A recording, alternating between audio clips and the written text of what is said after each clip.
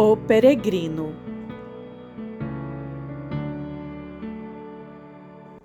Capítulo 13. Perseguição e morte na Feira da Vaidade.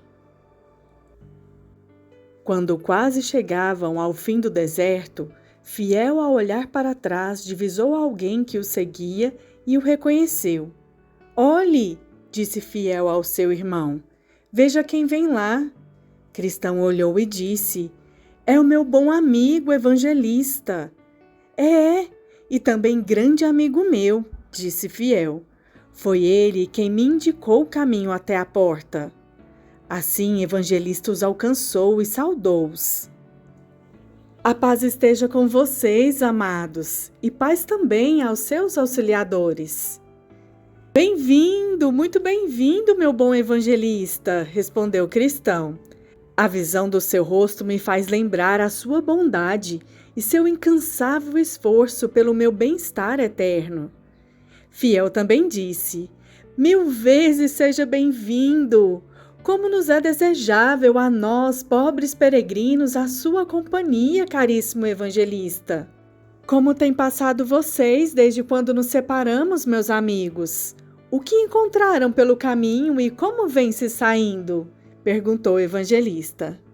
Então, Cristão e Fiel contaram todas as coisas que lhes aconteceram pelo caminho e como e com que dificuldade chegaram àquele local. Evangelista então disse: "Muito contente estou, não por vocês terem enfrentado provações, mas por terem se saído vitoriosos, e porque, apesar das muitas fraquezas, continuaram no caminho até este dia. Repito, muito contente estou por causa disso, e não só por vocês, mas também por mim mesmo, pois semeei e vocês colheram, e vem o dia em que tanto o que semeou quanto os que colheram juntos se alegrarão." João 4:36. Isto quer dizer que, se vocês perseverarem e não desfalecerem, no tempo devido irão colher. Gálatas 6:9. Evangelista ainda continuou: "A coroa está diante de vocês, e é coroa incorruptível. Corram, portanto, para alcançá-la." 1 Coríntios 9, 24, 27. Alguns há que partiram em busca desta coroa, mas depois de muito avançarem rumo a ela, outro veio e a tomou deles. Agarrem, portanto, o que vocês têm. Não deixem que homem nenhum tome a coroa de vocês. Apocalipse 3:11. Vocês não estão ainda fora do alcance dos disparos do diabo. Na sua luta contra o pecado, ainda não resistiram até ao sangue. Mantenham o reino sempre diante de vocês, advertiu-os Evangelista, e creiam firmemente nas coisas invisíveis. Não deixem que as coisas deste mundo se arraiguem em vocês e, acima de tudo, vigiem bem o seu coração e as suas paixões, pois são enganadoras mais que todas as coisas e desesperadamente iníquas. Que seu rosto seja como a tocha. Vocês têm ao seu lado todo o poder no céu e na terra." Cristão agradeceu-lhe a exortação e disse ainda que gostariam que lhes falasse mais, para proveito deles, durante o resto do dia e o mais possível. Eles bem sabiam que Evangelista era profeta e poderia falar de coisas que talvez viesse a lhes acontecer e de como poderiam resistir a essas coisas para superá-las. Fiel também reforçou o pedido. Então o Evangelista tomou a palavra e disse: "Meus filhos, vocês já ouviram as palavras verdadeiras do Evangelho, que é precioso passar por muitas tribulações para entrar no reino dos céus. E também que em cada cidade vocês hão de encontrar grilhões e aflições, não devendo esperar, portanto, seguir na peregrinação sem tais coisas, de um modo ou de outro. Vocês já enfrentaram algo da verdade desses testemunhos, e adiante mais disso lhes virá. Agora, como podem ver, estão quase no fim deste deserto e, portanto, logo chegarão a uma cidade. Nela, vocês serão duramente atormentados pelos inimigos, que muito se esforçarão por matá-los. Podem estar certos de que um de vocês, ou ambos, irá precisar selar o testemunho que sustentam com o seu próprio sangue. No entanto, sejam fiéis até a morte, que o rei lhes dará a coroa da vida. Aquele que há de morrer ali, concluiu o evangelista, e de morte inatural e provavelmente entre muitas dores, terá, porém, quinhão melhor que o seu companheiro, não só porque chegará mais cedo à cidade celestial, mas porque será poupado de muitas angústias que o outro encontrará no restante da jornada. Quando, porém, chegarem à cidade e se cumprir o que acabei de lhes dizer, lembrem-se deste seu amigo e procedam como homens, e não deixem de conservar a sua alma para Deus, seu fiel Criador. Então vi no meu sonho que, ao sair do deserto, logo viram à frente uma cidade, e seu nome era Vaidade. Lá acontece uma feira chamada Feira das Vaidades, pois tudo que se vende ali ou que ali chega é vaidade. Como diz o sábio, tudo o que vem é vaidade. Essa feira não é negócio novo, mas muito antigo. Vejam só a origem dela. Quase 5.000 anos atrás já havia peregrinos caminhando rumo à cidade celestial, como hoje essas duas pessoas honestas. Porém, Beelzebul, Apólion e Legião, com seus companheiros, percebendo que o caminho dos peregrinos rumo à cidade celestial sempre passava por este local, chamado Vaidade, planejaram então estabelecer ali uma feira, em que se vendesse toda sorte de vaidades e que durasse o ano inteiro. Logo nesta feira vende-se todo tipo de mercadoria, como casas, terras, negócios, lugares, honrarias, títulos, países, reinos, paixões, prazeres e deleites de toda espécie, como também meretrizes, cafetinas, esposas, maridos, filhos, senhores, servos, vidas, sangue, corpos, almas, prata, ouro, pérolas, pedras preciosas e tudo mais. E além disso, dessa feira sempre se vêem mágicas, engodos, jogos, brincadeiras, palhaços, mímicos, ilusionistas e velhacos de toda sorte. Ali também se vêem, e sem motivo, furtos, assassinatos, adultérios, perjúrios, tudo bem tingido de vermelho sangue. Como em outras feiras de menor pujança, há várias vielas e ruas de nomes característicos onde se vendem tais e quais mercadorias. Assim, igualmente, os produtos de certos países e reinos são vendidos em locais, vielas e ruas determinadas. Há, por exemplo, a Rua Britânica, a Vila Francesa, a Via Italiana, a Travessa Espanhola, a Alameda Alemã, onde se vendem vários tipos de vaidade. Mas, como em outras feiras, certo produto funciona como o carro-chefe de todo o negócio. Nessa, os artigos de Roma são fartamente divulgados. Somente a nação inglesa, ao lado de algumas outras, desenvolveu repulsa pela agitação. Ora, como já disse, o caminho até a cidade celestial passa justamente por este lugar onde acontece essa feira devassa. E aquele que vai à cidade, mas não passa por tal lugar, deve necessariamente sair do mundo. 1 Coríntios 5:10. O próprio príncipe dos príncipes, quando aqui esteve, passou por esta cidade rumo à sua própria terra, e isso também em dia de feira. Sim, e acho até que foi Beelzebul, senhor e líder da feira, que o convidou a comprar das suas vaidades. Se Cristo, ao passar pela cidade, tivesse adorado Beelzebul, este o teria feito o senhor da feira. Sim, por ser ele pessoa de dignidade. Beelzebu levou de rua em rua, mostrando-lhe em pouco tempo todos os reinos do mundo, para, se possível, incitar o bem-aventurado a barganhar e comprar algumas das suas vaidades. Mateus 4, 8, 9 e Lucas 4, 5, 7.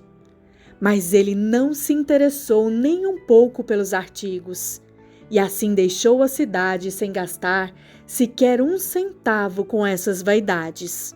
A feira, portanto, é coisa antiga, de longa data e extremamente ampla e variada. Esses peregrinos, como já mencionei, precisavam atravessar a feira, e assim fizeram, mas eis que ao entrar na feira, todas as pessoas da feira, como da própria cidade, lhes abriram caminho, formando um rebuliço em torno deles, por diversas razões. Primeiro, os peregrinos trajavam vestes diferentes daquelas usadas por qualquer um dos que negociava na feira. Por conseguinte, as pessoas da feira não tiravam os olhos deles. Alguns diziam que eram idiotas, outros que eram lunáticos mendicantes, outros ainda bárbaros estrangeiros. Segundo, assim como admiraram os trajes dos dois homens, também se espantaram com o que diziam, pois poucos conseguiam entender o que falavam. Eles naturalmente falavam a língua de Canaã, mas os que tocavam a feira eram homens deste mundo. Portanto, de um lado a outro da feira, pareciam bárbaros uns para os outros. Terceiro, e algo que não provocou a menor admiração nos mercadores, os peregrinos mal chegavam a reparar nos artigos à venda. Nem sequer se designavam olhar as mercadorias, e se os chamavam para oferecer algum produto, os dois tapavam os ouvidos e bradavam: desvia os meus olhos para que não vejam a vaidade. Salmo 119, 37. E olhavam para o alto, sugerindo que seus negócios estavam lá no céu. Certo homem, observando o comportamento dos dois, disse zombeteiro: o que vocês vão comprar? Mas eles, lançando-lhe olhar grave, disseram: compramos a verdade. Provérbios 23, 23. Isso serviu de motivo para que desprezassem ainda mais os peregrinos. Alguns escarneciam, outros ridicularizavam e outros repreendiam, e alguns arrebanhavam gente para espancá-los. Afinal, a coisa se transformou em tumulto e grande reboliço na feira, desembocando em total desordem. Logo a notícia chegou ao maioral da feira, que rapidamente desceu e designou alguns dos seus amigos mais fiéis para inquirir os dois homens, por conta de quem a feira praticamente parara. Os peregrinos então foram levados à corte. Os que se prostraram diante deles lhes perguntaram de onde vinham, para onde iam e o que ali faziam trajando vestes tão bizarras. Os dois lhes disseram que eram peregrinos e forasteiros neste mundo, e que seguiam para a sua própria terra, que era Jerusalém Celeste, e que não haviam dado nenhum motivo aos homens da cidade, nem aos mercadores, para tratá-los assim, impedir a sua jornada, exceto que, quando alguém lhes perguntou o que comprariam, responderam que comprariam a verdade. Mas os que foram designados para inquiri-los não acreditaram, senão que eles eram lunáticos ou loucos mendicantes, ou então gente que viera à feira para instaurar a desordem. Assim os agarraram e espancaram e os emporcalharam de imundícies, jogando-os depois numa cela, para que servissem de espetáculo para todo o povo da feira. E ali ficaram por algum tempo, e eram alvo de escárnio, malícia ou vingança dos tolos. E o maioral da feira se ria de tudo o que lhes acontecia. Os homens, porém, foram pacientes e não retribuíam insulto com insulto, mas, pelo contrário, abençoavam e retribuíam o mal com boas palavras, e as injúrias com bondade. Diante disso, alguns homens da feira, mais perspicazes e menos preconceituosos que os outros, passaram a repreender e censurar os mais vis pelas contínuas violências perpetradas contra os peregrinos.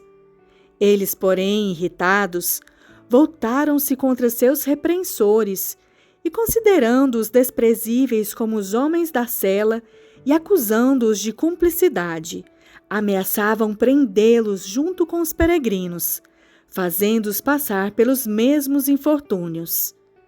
Os outros retrucaram que, pelo que podiam ver, os dois homens eram calados e sóbrios, e não queriam fazer mal a ninguém, e que na feira havia muitos mercadores mais merecedores da cela e mesmo do pelourinho do que os peregrinos que eles afligiam. Assim, após muita discussão entre os dois partidos, enquanto os peregrinos se portavam muito sabiamente e sobriamente perante eles, trocaram as palavras pela força bruta e muitos saíram feridos. Então os dois peregrinos foram novamente levados à presença dos seus inquiridores, acusados de provocar novo tumulto na feira, e foram cruelmente açoitados e agrilhoados. Desfilaram pela feira como exemplo e terror para os outros, para que ninguém mais os defendesse nem se unisse a eles. Cristão e Fiel, no entanto, se comportaram ainda mais sabiamente e aceitaram a ignomínia e a vergonha que lhes era lançada ao rosto com tanta mansidão e paciência que conquistaram para a sua causa vários homens da feira, embora bem poucos esses em comparação com os outros. Isso enfureceu ainda mais o outro partido, que então concluiu ser a morte dos dois a única saída. Assim, argumentaram que nem a cela nem os grilhões serviam mais, e que mereciam a morte pela violência que provocaram e por terem iludido os homens da feira. Foram mandados de volta à cela, até que se expedisse nova ordem a respeito dos dois, e no cárcere ainda suportavam o suplício do tronco. Ali, novamente, se lembravam do que ouviram do seu fiel amigo evangelista e sentiram-se ainda mais confirmados no seu caminho e nos seus padecimentos por aquilo que lhes dissera que ocorreria. Também se consolavam um ao outro, ponderando que aquele cujo quinhão fosse a dor, esse teria a melhor recompensa. Assim, cada um dos dois, secretamente, desejava que fosse ele o escolhido. Porém, ambos se colocavam à sábia mercê daquele que rege todas as coisas, e bem conformados aceitavam a miséria em que se achavam até que as coisas tomassem novo rumo. Então, em tempo oportuno, levaram-nos a julgamento para que fossem condenados. Chegada a hora, os acusados foram apresentados perante seus inimigos. O juiz se chamava Ódio ao Bem. A acusação era essencialmente a mesma para os dois, e embora variasse ligeiramente na forma, o conteúdo era o seguinte: eram inimigos e perturbadores dos negócios, haviam provocado tumulto e divisões na cidade, e arrebanharam um partido para suas perigosíssimas opiniões, em despeito à lei do príncipe.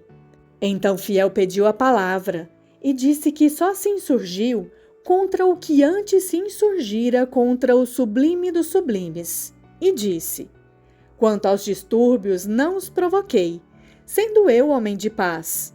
O grupo que tomou nosso partido o fez por enxergar em nós a verdade e a inocência, e nada mais fizeram que trocar o pior pelo melhor. Quanto ao rei que os senhores falam, sendo ele Beelzebu, inimigo do nosso Senhor, eu desafio, ele e todos os seus anjos. Então convocaram à frente os homens escolhidos para testemunhar pelo Senhor, o rei, contra o prisioneiro. Surgiram 3 testemunhas, a saber, inveja, superstição e bajulação.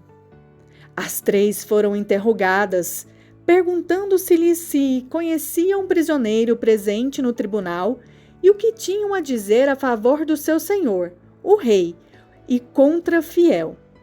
Primeiro adiantou-se Inveja, dizendo: Meretíssimo, já conheço este homem há muito tempo e atesto sob juramento perante esta respeitada corte que ele é... Espere, espere! Interpelou o juiz. Antes, preste juramento. Então o fizeram jurar. E novamente a testemunha tomou a palavra.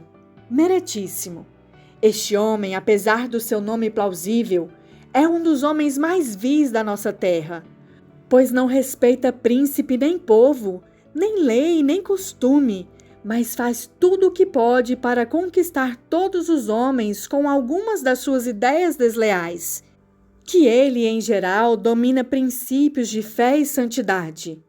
E, em especial, eu mesmo ouvi certa feita afirmar que o cristianismo e os costumes da nossa cidade de vaidade eram diametralmente opostos e não se podiam conciliar. Por tais palavras, Meretíssimo, ele não apenas condena de uma só vez todos os nossos louváveis atos, mas também nos condena a nós, que os realizamos. Você tem algo mais a dizer? Perguntou o juiz.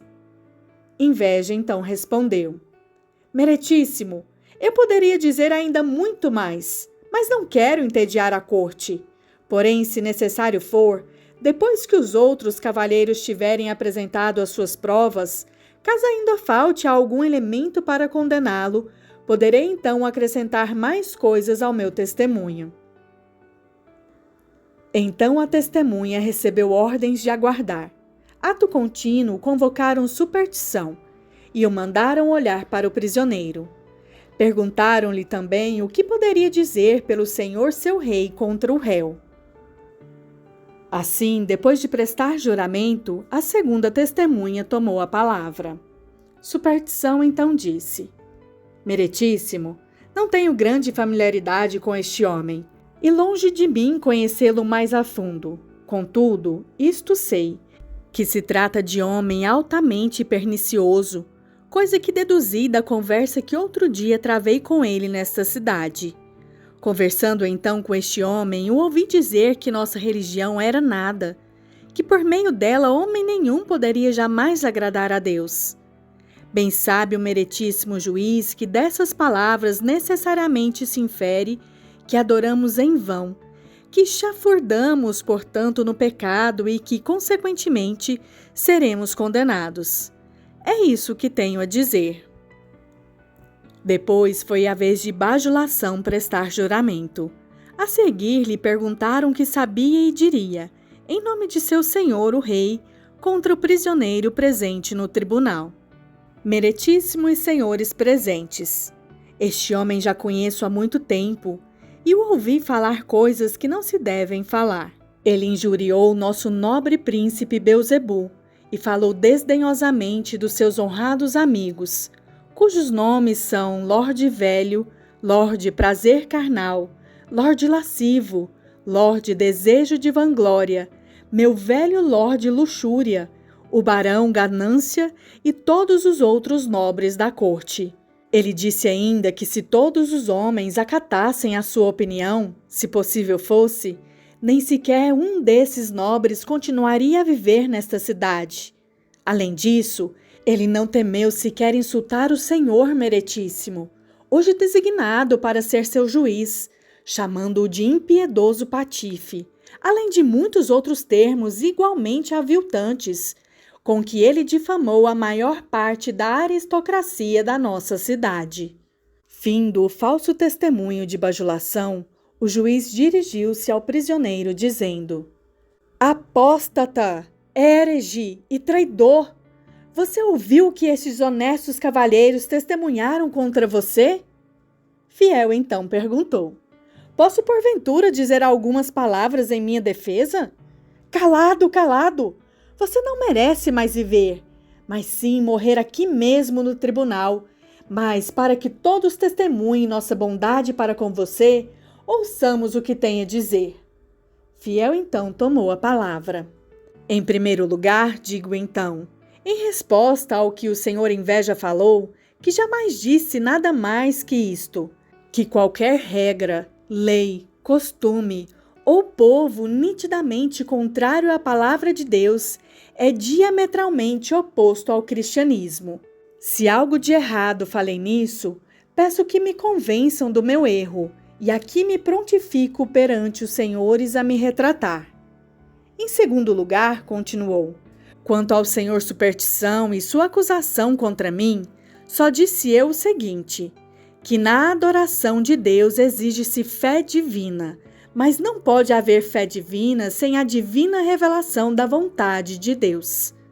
Portanto, tudo que se insere no culto a Deus, que não esteja de acordo com a revelação divina, não se pode fazer senão por fé humana, fé que nada valerá para a vida eterna. Em terceiro lugar, finalizou Fiel, quanto ao que disse o senhor Bajulação, afirmo, evitando os termos que, segundo se diz, eu teria usado, ou outros semelhantes, que o príncipe desta cidade, junto com todo o seu séquito, devidamente nomeados por este cavalheiro, deveriam estar antes no inferno do que nesta cidade ou neste país. Portanto, que o Senhor tenha misericórdia de mim. Então o juiz convocou o júri, que todo este tempo esteve presente para ouvir e observar. Cavalheiros do júri, os senhores veem aqui este homem que provocou tão grande tumulto nesta cidade. Também ouviram que estes respeitados senhores testemunharam contra ele. Ouviram ainda sua resposta e confissão. Cabe agora à sua consciência enforcá-lo ou salvar a sua vida. Mas acho conveniente instruí-los antes acerca da nossa lei. Baixou-se um decreto nos dias de Faraó o Grande, servo de nosso príncipe, disse o juiz, determinando que, a fim de que os fiéis de uma religião contrária não se multiplicassem, nem ficassem fortes demais diante dele, os homens da seita seriam atirados no rio. Baixou-se também um decreto nos tempos de Nabucodonosor, o Grande, outro dos seus servos, determinando que todo aquele que não se prostrasse para adorar a sua estátua de ouro seria atirado numa fornalha ardente. Houve ainda outro decreto, argumentou o juiz, baixado nos dias de Dário, que determinava que todo aquele que por algum tempo invocasse qualquer deus que não seu, deveria ser lançado na cova dos leões. Ora, este rebelde violou a essência dessas leis, e não só em pensamento, que não se deve abrigar, mas também em palavra e ato, o que não se deve de modo nenhum tolerar.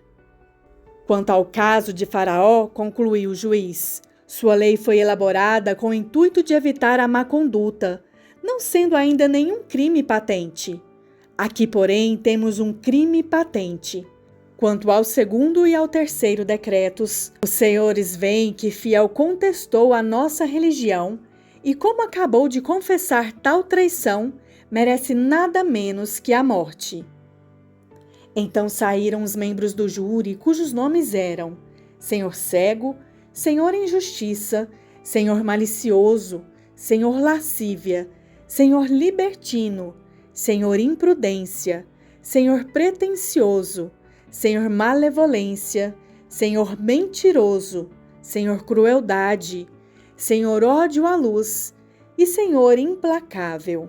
Cada um deles deu seu veredicto privado contra o réu, e depois unanimemente decidiram considerá-lo culpado perante o juiz. E assim pronunciou-se o senhor Cego, o primeiro jurado. Vejo claramente que este homem é um herege. Despachemos este homem da terra, disse depois o senhor Injustiça. Sim, concordou o senhor Malicioso, pois não suporto sequer olhar para ele. Eu nem posso aturá-lo mais, falou o senhor Lascívia. Nem eu, concordou o senhor Libertino, pois ele viveria sempre condenando a minha conduta. Enforquem-no, enforquem-no, bradou o senhor Imprudência. Mísero vira-lata, vociferou o senhor Pretensioso. Meu coração palpita contra ele, falou o senhor Malevolência. É um velhaco, acusou o senhor Mentiroso. Enforcá-lo é bom demais para ele, pronunciou-se o senhor Crueldade. Vamos tirá-lo do caminho, sugeriu o senhor Ódio à Luz. Por fim, falou o senhor Implacável. Se todo mundo fosse meu, ainda assim não me conciliaria com ele. Portanto, importa que imediatamente o condenemos à pena de morte. E assim se fez. Condenou-se imediatamente o réu a ser despachado do lugar onde estava para aquele de onde viera, e ali sofreria a morte mais cruel que se poderia conceber. Portanto, o levaram para fora para executá-lo segundo a lei. Primeiro o açoitaram, depois o espancaram. A seguir, lancetaram a sua carne com facas. Mais tarde ainda o apedrejaram, o espetaram com espadas e, por fim, queimaram-no na fogueira até virar cinzas. Foi este o fim de Fiel. Vi que por trás da multidão havia uma carruagem e uma parelha de cavalos esperando por Fiel, que, assim que seus adversários o mataram, foi levado até lá, imediatamente transportado pelas nuvens, ao clangor de trombetas, caminho mais curto até o portão celestial. Quanto a Cristão, este teve certo alívio e foi mandado de volta à prisão, onde permaneceu por determinado tempo. Mas aquele que tudo governa, detendo nas mãos o poder da sua fúria, quis que Cristão aproveitasse a oportunidade para fugir, retomando o caminho. E no caminho cantou: Bom fiel, finalmente confessaste teu Senhor, com ele tu terás a bênção no esplendor. Mas os infiéis e seus vãos bacanais lamentarão debaixo de dores infernais. Canta, fiel, canta, e teu nome sobreviva, que depois da morte vem a vida efusiva.